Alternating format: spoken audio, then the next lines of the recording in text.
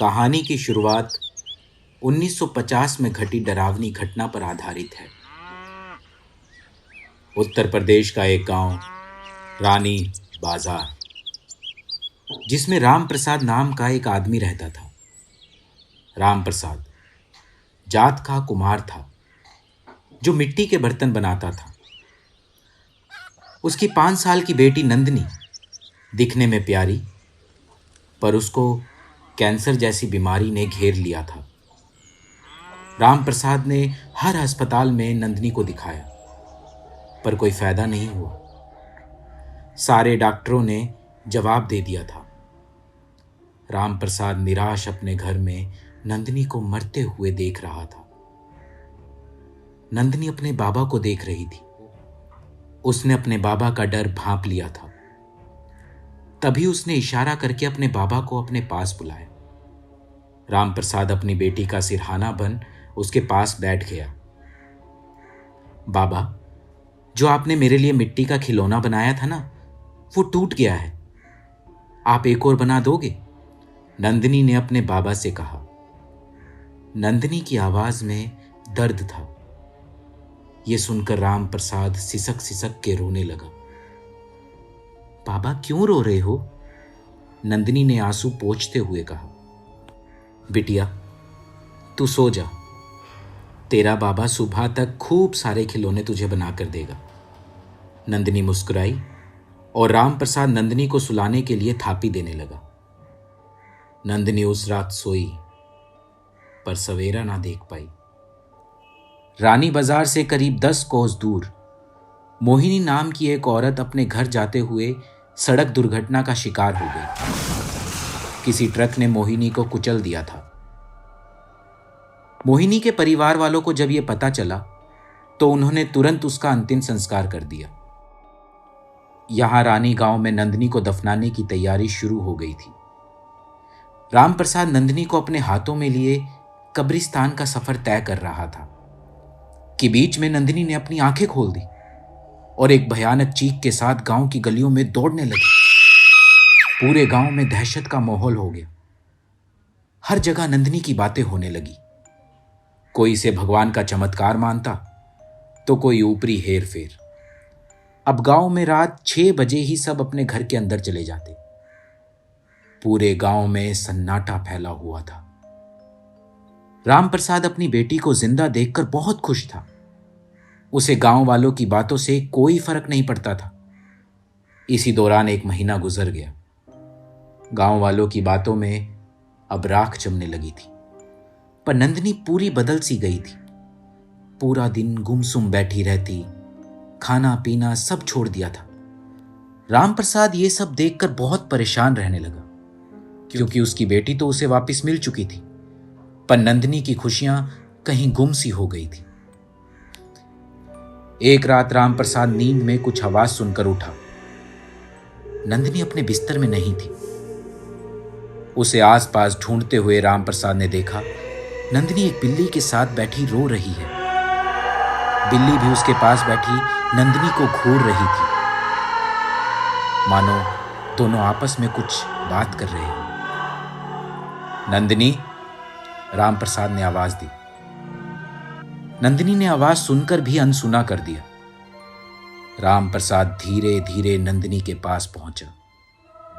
उसके कंधे में हाथ रखा ही था कि नंदनी ने पलट कर देखा।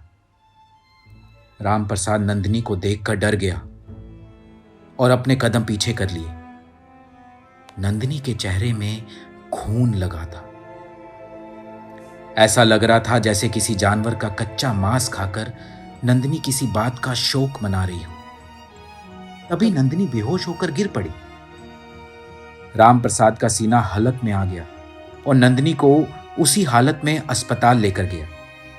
डॉक्टर ने देखकर बताया कि घबराने की कोई बात नहीं है, सुबह तक ठीक हो जाएगी। यह सुनकर राम प्रसाद के चेहरे में सुकून था। सुबह होते ही राम प्रसाद नंदनी को लेकर नंदनी के मामा के पास चला गया। सोचा शायद नई जगह से नंदनी को अच्छा लगेगा। जब बस उस जगह पहुंची जहां मोहिनी का एक्सीडेंट हुआ था, नंदनी वो जगह देखकर रोने लगी और अपने बाबा को इशारा करके बोली, वहां मेरी मौत हुई थी और वो गली मेरे गांव की ओर जाती है। रामप्रसाद एक टक नंदिनी की तरफ देखता रह गया और बस आगे निकल गई। वो सुबक सुबक के रो रही थी।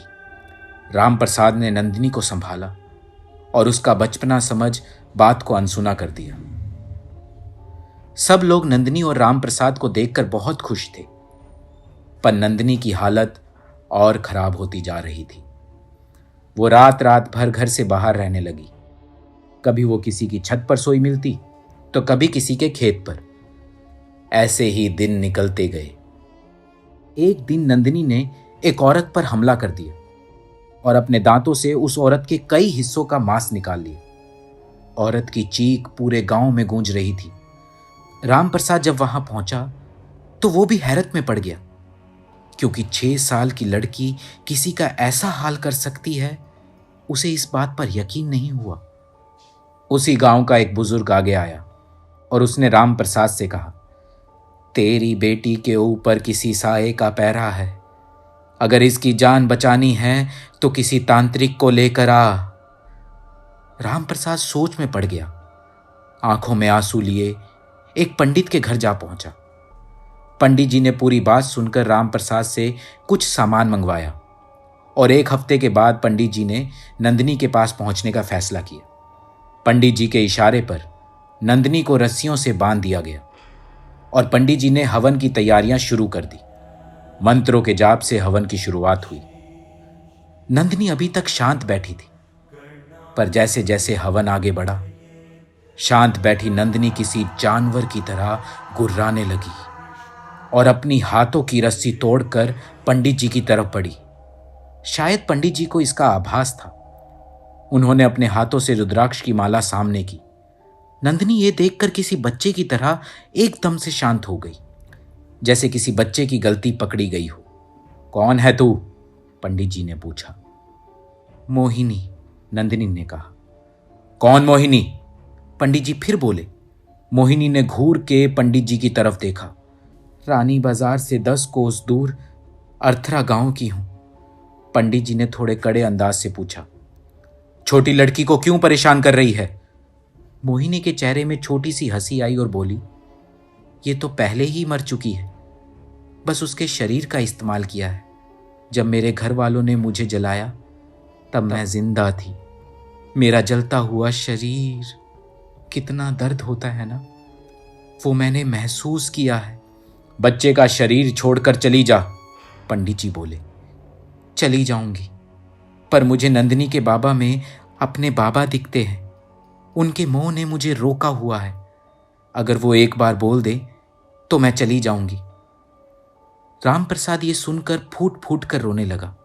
गांव वालों की नजरें उस पर थी, पर उसकी जुबान को जैसे लकवा मार गया था। रामप्रसाद चाहकर भी कुछ बोल नहीं पाया और उसने मोहिनी को नंदिनी के रूप में स्वीकार किया।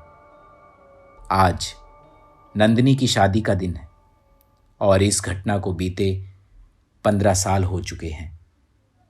आप लोगों को क्या लगता है कि नंदिनी के बाबा ने सही किया या गलत?